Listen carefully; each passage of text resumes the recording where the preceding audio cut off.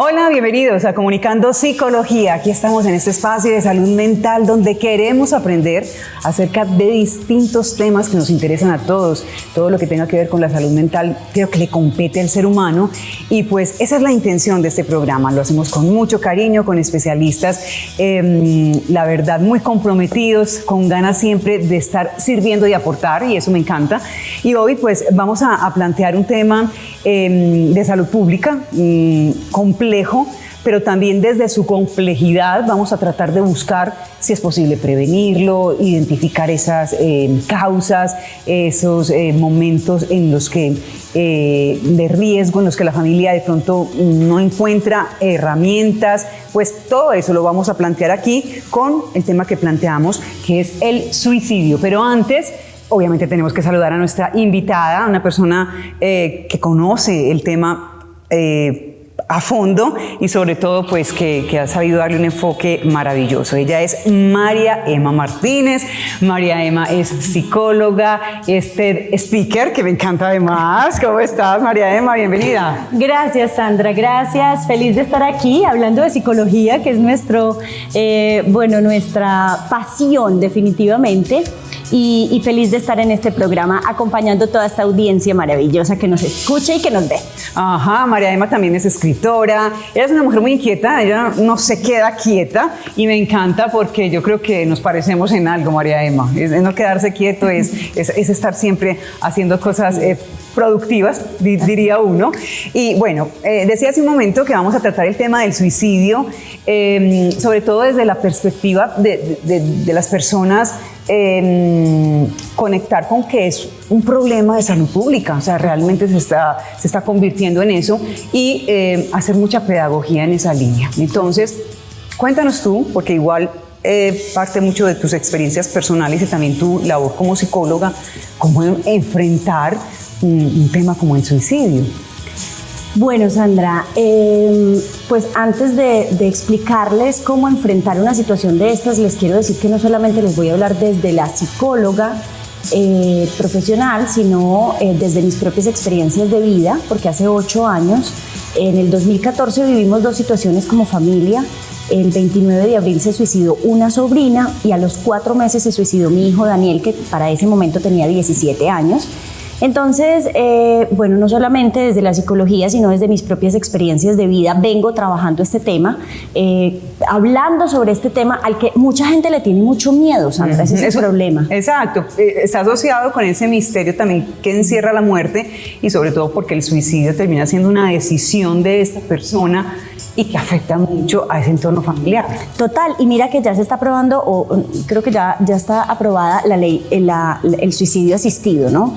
Que es una especie de eutanasia, y ya hay personas que están trabajando en esto, o que están haciendo esto, que están eligiendo esto en sus vidas. Entonces, ¿cómo enfrentar una situación de suicidio? Hay 2 contextos. Una, cuando hay un intento de suicidio, una cosa es una ideación suicida, otra cosa es un intento de suicidio y otra cosa es un suicidio consumado. Hay 3 situaciones. No necesariamente todas las personas que tienen ideaciones suicidas llegan al suicidio. Entonces hay que aprender a identificar. Es cuando yo en un momento de crisis, la ideación suicida, es cuando yo en un momento de crisis de pronto pienso, ay, me quiero morir, ¿cierto? Ay, qué cansancio la vida, ay, no quiero estar más aquí. Generalmente las personas que piensan en morirse es porque internamente de pronto no tienen las herramientas internas para enfrentar una situación por la que están pasando en sus vidas. Entonces, una cosa es pensarlo, ¿no? Ajá. Otra cosa ya es intentarlo. Ya, hay un intento de suicidio, pero finalmente, existen muchas formas de hacerlo, tomarse pastillas, cortarse, en fin, y no siempre las personas que se intentan suicidar llegan al suicidio consumado. Y finalmente está el suicidio. Entonces hay 2 perspectivas. Una familia que vive una situación en la que uno de sus miembros intentó suicidarse. Y la otra es ya cuando un miembro de la familia se suicida, cómo la familia enfrenta esta situación, ¿cierto? Porque generan un gran impacto. Y lo primero que quiero que hablemos acá, Sandra, y que es muy importante, es ese misterio que tenemos alrededor del tema, el juicio social, ¿cierto? Porque cuando hay una familia que vive una situación de suicidio o de intento de suicidio, se siente estigmatizada. Y te lo digo por experiencia propia, porque escuché o supe de personas que estuvieron a mi alrededor que dijeron, pues cómo no se iba a suicidar ese niño, sí, ¿cierto? Ajá. Y eso es muy doloroso para la familia, eso es muy doloroso para nosotros como mamás, como papás. O sea, antes de omitir un juicio, por favor, piense en que esas personas están pasando por una situación difícil, y vamos a ser un poquitico más compasivos con esa situación, Sandra, porque es que a veces somos demasiado fuertes. Ajá. ¿Sí? Y tú conectas mucho, lo decíamos ahorita antes de empezar la emisión, el tema del suicidio con el perdón, luego con el duelo, que también está inherente, y luego pues lo vamos a desarrollar un poco más. Me gustaría, María Emma, si te parece, que empecemos a definir un poco como si hay síntomas frente a eso y si se pueden predecir en esos entornos familiares. Bueno, esa es la gran pregunta, ¿cierto? Es imposible dar un dato exacto, ¿no? Es imposible dar un dato exacto, pero podemos empezar a aprender a leer algunas alertas, algunas alarmas en las personas que están a nuestro alrededor. Entonces, personas que tienen cambios en sus comportamientos demasiado drásticos. Yo no voy a hablar aquí en términos de psicología para que cualquier persona que nos esté viendo nos pueda entender, ¿cierto? Y esa es la intención, sí. Sí, total, porque a ver, entonces una persona de pronto muy callada y de pronto se vuelve súper extrovertida de un momento a otro sin saber por qué. Ahí hay una alerta, no estoy diciendo que esa persona se va a suicidar, pero ahí hay una alerta. O viceversa, una persona que es muy extrovertida y de pronto se vuelve muy enconchada, se vuelve muy ensimismada, o sea, como que no habla, como que se encierra, ahí hay una alerta. Entonces, cambios bruscos en el comportamiento es importante. Segundo, cuando una persona está pasando por una situación límite, como la llamo yo, una situación difícil, la muerte de una mascota, la muerte de un ser querido, una quiebra económica, un duelo por pérdida de pareja, en fin, situaciones que marcan la vida de los seres humanos, y ahí hay que estar alertas. ¿Por qué? Porque hay personas que no tienen las estrategias internas para enfrentar ese tipo de situaciones. Entonces ahí tenemos que estar alertas en ese tipo de situaciones. 3, cuando escuchas frases como de qué pereza vivir, ay, no, estoy tan cansado, estoy tan cansada, lo que estoy viviendo no tiene salida, ¿sí? No tiene sentido, a veces me provoca como morirme. A ver, una cosa es que uno lo diga en un momentico, pues... Eso te iba a decir, sí, porque puede pasar. Sí, claro, total. Hay situaciones en la vida que nos ponen al límite, o situaciones de duelo frente a la pérdida de un ser querido, que incluso viene la desesperanza o te vuelves un poco existencialista y entonces empiezas a pensar en el sentido que tiene la vida, y si me muero yo también, ¿cierto? Pero es identificar en qué momento de la vida estás y si es una constante. Exactamente, y dijiste la palabra clave, Sandra, y es si esto se vuelve constante y a eso le sumas un cambio en el comportamiento y a eso le sumas, ¿cierto? Como toda una serie de alertas ahí que empiezas a ver la persona como rara, como extraña. Mucho cuidado ahí. Si una persona habla de eso, es importante abordarla, es importante abrirle la puerta. Pero bueno, no me quiero meter ya en el otro tema, que es qué hacer, ¿cierto? ¿Qué hacer? Me imagino que ese es el tema que sigue. Entonces, señales de alerta para que no agrandemos el tema empecemos por estas 3, ¿cierto? Que son fáciles de identificar. Ahí muy bien. Podemos... Perfecto. Entonces, identificamos esas señales, por decir algo, en nuestra familia, con un ser querido en particular. ¿Qué hacer ahí? Claro, esa persona tiene un comportamiento extraño. ¿Será que efectivamente está en un momento de la vida en que no le interesa estar aquí? Está asociado el suicidio a la depresión, normalmente, y creo que es el trastorno que normalmente va ligado al suicidio. No quiero decir con esto, ojo, que todas las personas que estén atravesando una depresión pues vayan a terminar suicidándose, ni mucho menos, pero sí es un trastorno que tiene como esa connotación. Entonces, ¿qué hacer ahí para quienes están alrededor de esa persona que está padeciendo? Bueno, Sandra, entonces aquí es importante abrir puertas para generar círculos de confianza, ¿cierto? A veces vamos donde un psicólogo. Yo detesto los psicólogos. ¿Yo acaso estoy loco? ¿Yo para qué voy a ir allá? ¿Cierto? Esa es como la primera reacción de muchas personas. Entonces, simplemente escuche lo que el otro tiene para decir o qué es lo que está pasando en su corazón. Miren, la base de la psicología es la escucha. Usted no necesita ser psicólogo, ¿cierto? El hecho de permitirle a una persona expresar lo que está sintiendo le está ayudando a alivianar un poquitico su carga. Puede que usted no tenga la solución y cuidado que ahí no debes generar retroalimentación frente a la situación porque no sabes qué le puedes decir que de pronto antes lo detone más, pero simplemente escucha, dé un abrazo. Acompañe, en qué te puedo ayudar, cómo te puedo, pregúntele cómo te puedo ayudar, ¿cierto? ¿Quieres ir a hablar con un psicólogo? ¿Quieres ir a hablar con un terapeuta? ¿Quieres, no sé, un paseo? Algo que le permita o que le abra la puerta a la persona para que exprese lo que está sintiendo desde casa, si es tu pareja, tus hijos, y bueno, finalmente lo que hay que buscar es presionarlo un poquito hasta que lo lleves a donde un profesional de la salud, por favor. Y aquí quiero ser muy enfática en esto, porque hay algunas, ¿cómo lo diría? Algunas estrategias que han aparecido en los últimos 20, 30 años, ¿cierto? Que son bien interesantes, pero para un tema tan fuerte como este necesitamos un psicólogo o psiquiatra, por favor, ¿cierto? Entonces, profesional de la salud. No, aquí pues una intervención de coaching no creo que pueda hacer mucho. De acuerdo. La muy verdad. bien, lo has dicho claro. Sí, Sandra, no, pues o sea, cada uno en su tema, ¿cierto? Así como nosotros los psicólogos no podemos, por ejemplo, no tenemos la experticia para medicación, ¿sí? Aunque conocemos un poco de medicación y de nuestro manual de diagnóstico y todo el tema, pues quien debe medicar es un psiquiatra, que es un médico. ¿Ya? Correcto. Nosotros no somos médicos, somos del área de la salud, pero trabajamos desde otra perspectiva. Entonces, mi límite como psicóloga está en no medicar.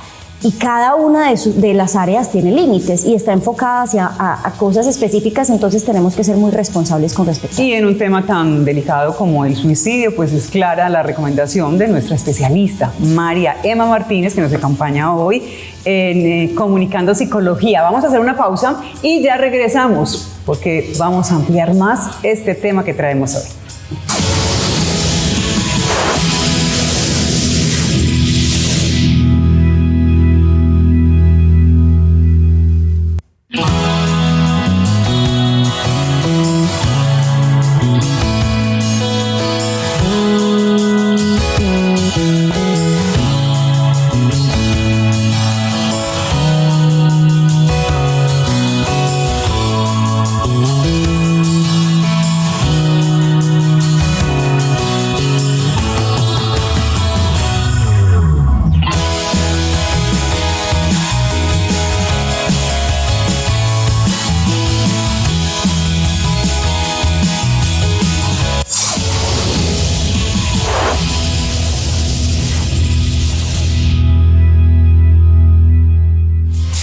Seguimos Comunicando Psicología. Hoy estamos hablando con María Emma Martínez acerca de un tema delicado, que es el tema del suicidio. La idea es hacer un poquito de pedagogía, de acercarnos a lo que es este tema tan importante y pues que definitivamente hay que ponerle atención.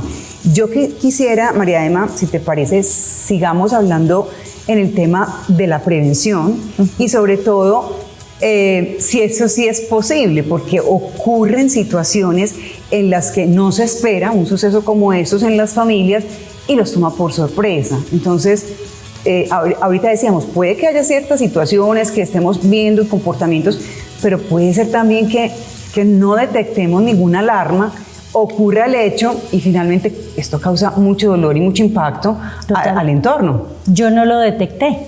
Imagínate. Yo no lo detecté con mi hijo. 4 meses antes se había suicidado mi sobrina y lo hablé mucho con mi hijo y él sintió demasiado dolor y yo decía, y le dije, no vayas a hacer una cosa de esas, y me decía, no mamá, pues ¿cómo se te ocurre? ¿Ya?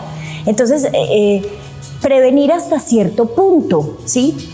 Y aquí voy a soltar, de pronto una frase que la gente tal vez no esté muy de acuerdo, pero bueno, yo lo sé, y es, hay almas, ¿cierto?, que eligen este camino. Remítase a El plan de tu alma, el libro El plan de tu alma, y contra eso no podemos hacer nada, ¿cierto? Hace parte de un plan natural. Desde nuestra condición humana, ¿sí? Psicológicamente hablando, sí hay formas de prevenir. ¿Y cuáles son? Hombre, tenga más conversaciones, conozca bien a las personas que tiene a su alrededor, conózcase bien usted, haga un proceso de autoconocimiento en su vida, entienda que no hay nada que no tenga solución. Y que a veces, bueno, tú ahorita hablabas, Sandra, de los trastornos asociados. A mí no me gusta casi diagnosticar los seres humanos, respeto mucho la psicopatología y respeto mucho el diagnóstico, pero no me gusta casi, porque cuando yo le digo a una persona, usted tiene un trastorno por déficit de atención con hiperactividad, o usted tiene un trastorno límite de la personalidad, la persona se empieza a definir desde el mismo trastorno. Y si yo soy una enfermedad o soy un trastorno, yo no desarrollo las estrategias internas para enfrentar lo que estoy enfrentando. Entonces, realmente no es que me guste mucho, pero sí, claro, es claro que patologías o condiciones de la personalidad como depresión, ansiedad, algunas pues están muy asociadas al tema del suicidio, ¿cierto? Entonces, ¿qué hacemos? Aceptación incondicional. Cuando eso sucede, la forma de enfrentar esta situación se llama aceptación incondicional, y definitivamente entra el perdón real y profundo, no el perdón de la iglesia, ¿cierto? Que lo respeto mucho, pero no basta con arrodillarme y decirle Dios perdóname para sanar psíquicamente a un ser humano, necesitamos un poquitico más. Entonces ahí el perdón entra como una gran estrategia. Y si has intentado suicidarte o alguien de tu familia, el perdón también es una excelente estrategia para abordar esta situación y para sacar a la persona de ahí, de esa situación, para que se vuelva a conectar con la esperanza. Tú dijiste ahorita esa palabra, ¿cierto? Porque una persona que quiere morirse es porque entró en desesperanza o en sinsentido de la vida. Así es. Eso me da pie lo que estás comentando para que hablemos un poco acerca de Tocada por el odio, abrazada por el perdón, que es su primer libro, de 3, ¿cierto? Voy en el tercero. Lo quiero mencionar porque ya estás trabajando en el tercero. ¿Ese libro nace a raíz de esa experiencia? ¿Ya venías trabajando en él o cómo fue la cosa? Bueno, ese libro inicia antes de esta experiencia, desarrollando toda mi teoría sobre el perdón. Yo llevo 20 años estudiando, analizando, cuestionando y construyendo una teoría sobre el perdón, sobre qué es perdonar, qué no es perdonar y cómo se hace un proceso de perdón real desde lo psicológico, ¿no? Y cuando vivo esta situación, pues claro, entra a hacerle todo el cierre al libro. Y bueno, Tocada por el odio, abrazada por el perdón es mi historia de vida. He vivido una serie de situaciones, la muerte de mis padres cuando estaba muy pequeña, fui abusada sexualmente por mi padrastro, el suicidio de mis hijos, he vivido 6 duelos, en fin. Ahí les hago un esbozo para que lean el libro y al final pues bueno, hay como el principio o la base de una metodología de cómo elaborar un proceso de perdón. Ese es el primer libro. Y Decide tu destino, que es el más reciente, también es un enfoque a responsabilizarnos de la vida que vivimos, ¿cierto? Parte de ahí. Sí, Decide tu destino es un libro que lancé en octubre del año pasado y la verdad, Sandra, es un libro que tiene la recopilación de las grandes enseñanzas que yo he tenido como ser humano en mi vida. O sea, porque la gente me pregunta mucho, ¿cómo sos feliz y cómo seguís viviendo después de todo lo que has vivido? Y entonces siempre me han definido como una persona muy resiliente y yo digo, ¿de dónde saqué la resiliencia? O sea, yo nunca me sentí a decir un día, ay, voy a trabajar en mi resiliencia. Ajá. No. Entonces entendí, Sandra, que es que yo nunca he perdido la esperanza en mi vida. Y entonces entendí saqué la conclusión de que la esperanza es la base de la resiliencia. Entonces este libro lo que hace es recopilar todas las enseñanzas que he tenido en mi vida para ser una persona resiliente y nunca perder la esperanza como la certeza de que hay algo que venga mejor.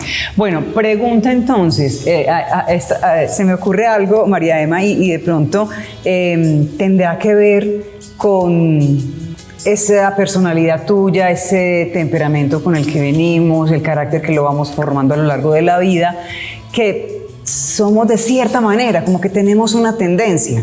Puede ser que tú tengas ese enfoque de la vida, porque claro, hay otras personas que tienen una tendencia más depresiva, más a la tristeza. ¿Eso también influye? Sí, yo diría que sí, Sandra. O sea, yo diría que todos estamos predispuestos hacia. Lo que sí es claro para mí es que cualquier ser humano puede darle un rumbo diferente a su vida cuando lo decida, independientemente de esa estructura o de esos rasgos de personalidad que tenga, ¿cierto? Yo puedo elegir las neurociencias, la física cuántica, con los últimos desarrollos en los últimos 20, 30 años nos han demostrado que nosotros somos una gran posibilidad de redireccionarnos hacia donde nosotros lo deseemos el día que lo deseemos, ¿cierto? Muy bien, estás hablando de que es una decisión, ¿sí o no? Pero ¿cómo llegamos ahí? ¿Qué herramientas? ¿Cómo conectar con eso para efectivamente lograr cambios en la vida? Porque a veces no resulta tan fácil. Yo no dije que fuera fácil, yo dije que se puede hacer. Ajá. Claro, Sandra, bueno, lo primero es decidir. Lo primero es conectarme con la incomodidad, ¿sí? Lo segundo es decidir y querer hacerlo, porque muchas veces, mira, Sandra, yo llegué a la conclusión de que los seres humanos nos aferramos al odio, al rencor, a la rabia, a la frustración, al enojo y a esas emociones negativas por dos razones. Una, porque no nos enseñan cómo perdonar y realmente cómo transformarlas.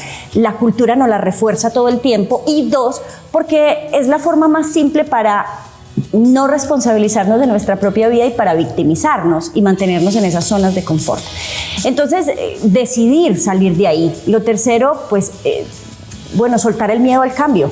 Uh-huh. Porque es que ¿qué es lo que más bloquea a un ser humano, Sandra? El miedo a cambiar. Y el cambio es lo más constante en el ser humano. Entonces, conéctese con esa incomodidad, siéntase incómodo. A mí me encanta cuando el paciente llega a consulta y me dice estoy en crisis y le digo felicitaciones. Me encanta, porque lo máximo. Lo que hace claro, clic. Total, eso es lo que le hace clic para movilizarse hacia otro escenario, hacia salir de sus zonas de confort. Muy bien. Al inicio te presentaba, así como la psicóloga que eres, pero además speaker, TEDx speaker. Hace poco tuviste esa gran experiencia y pues yo quiero que nos cuentes, se nos está acabando el tiempo, pero sobre todo porque lo quiero conectar con el tema que traemos hoy. De hecho, tú en esa intervención terminas con una frase que me impacta, porque tú dices, ¿le creerías a una psicóloga que se le ha suicidado un hijo?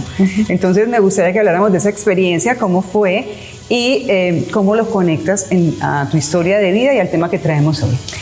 Bueno, ese speech, bueno, yo llevaba 4 años presentándome a TED. Quien no sabe qué es TED, es una plataforma de conferencistas de formato y storytelling que son cortos. Es una plataforma sin ánimo de lucro y bueno, reúne ideas que sean dignas de ser compartidas. Realmente esa es la filosofía de TED. Lleva 4 años presentándome. TED es una plataforma mundial. No había pasado, finalmente pasé en octubre. Bueno, sí, hace un tiempo, ha sido todo un proceso.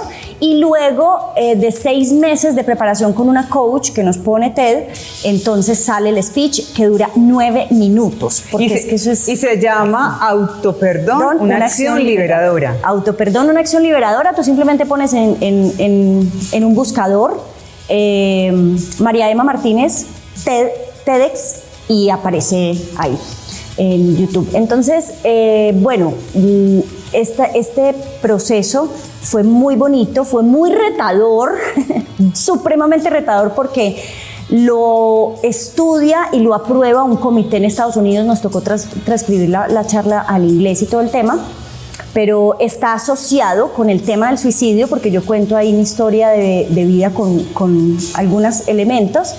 Y lo conecto con el tema del perdón como una estrategia para autoliberarnos, para vivir en libertad y para poder tomar el control de nuestra vida y decidir Y bueno, termino con esa frase que ha sido supremamente impactante en las personas. Esa frase. Muy bien, y hablas de autocontrol y yo creo que también nos vamos a quedar con esa palabra, porque es muy importante.